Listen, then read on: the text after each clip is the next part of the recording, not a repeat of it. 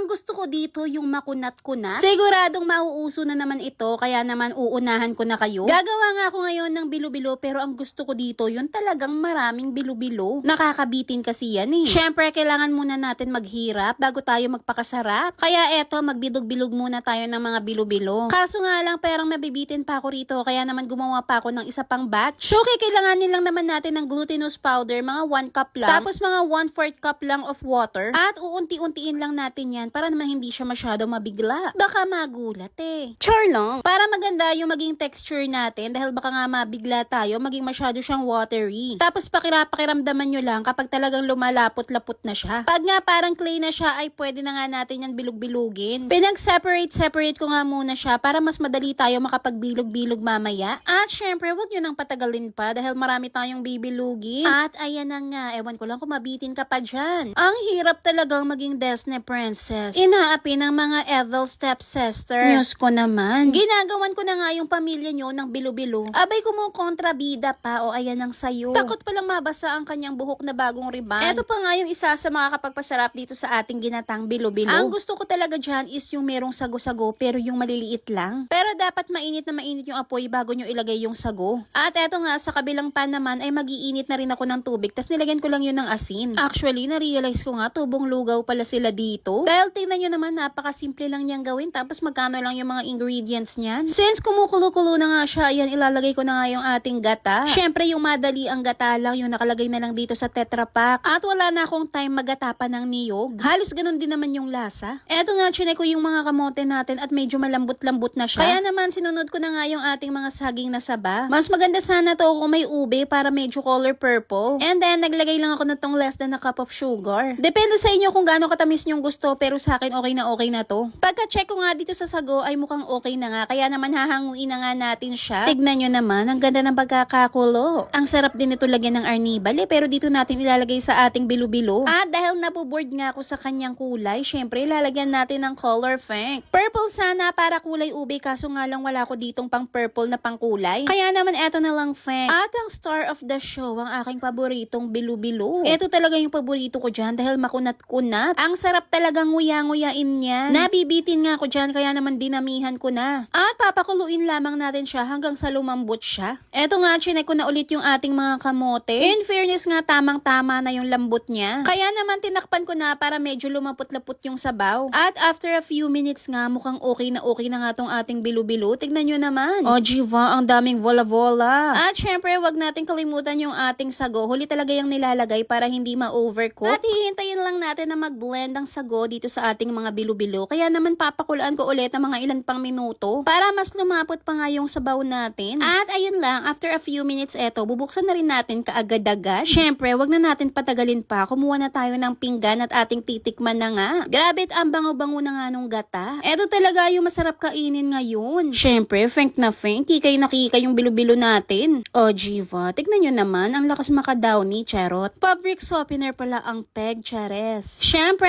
tikman na nga natin. Kaso nga lang, kung gantong view mo, paano ka naman gaganahan? Nagmamaldita na naman tong aking stepsister. Alam nyo, kung may mga ganyang tao sa paligid nyo, kiber lang. Syempre, tayo ang main character sa buhay natin. Syempre, hipan muna natin at mainit-init pa. At ayun na nga, natikman ko rin. Grabe, ang sarap talaga ng pagkakunat nito. Haluan mo pa nga nung kamote at saka ng saging. Talaga namang sob na sob. May niluto rin pala yung stepsister ko. In fairness, maldita lang siya pero nag-share. Masarap naman, kaya naman mag-share din tayo sa kanya. Porke pink ang buhok, kung magmaldita, wagas. Nakuha ko nga yung loob niya dahil favorite nga daw niyang kulay yan. Sabi ko, downy yan. At meron nga akong napansin dito sa aking stepsister. Sabi ko, may gumagapang sa ulo niya. News ko, si Nick lang pala ito eh. At ang susunod po ay hindi pang bata at syempre, libangan lang po yan. Naka-withdraw na naman nga ako dito ng 10 kya. At eto nga yung kinakalibangan ko ditong laro, itong Mines 2. Kailangan mo lang ditong mapili ang mga coins at iwasan ng bomb. At habang naiiwasan mo ang bomb, ay pataas ng pataas ang mapapanalunan. Ayun nga, bigla ako nagkaroon ng 242. Syempre, kinash out ko na kaagad. Tinasan ko nga yung aking bet. Ayan, ginawa kong 100. At tignan nyo naman, ako'y biglang nagkaroon ng 504. Kapag nga nakakapanalo na ako, kinakash out ko na para hindi sayang. Punta lamang kayo dito para ma-withdraw. At kapag magdadagdag ka naman ng coins, ay punta ka lang dyan, pili ka lang ng amount. Mabilis lang yan mag-reflect within the day. Pero syempre, gawin nyo lamang po itong libangan. Grabe, ang syrup nitong bilo-bilo. bilo. Kaya naman gumawa na rin kayo nito ngayon. O siya, yan lang muna for today mga ka-fam.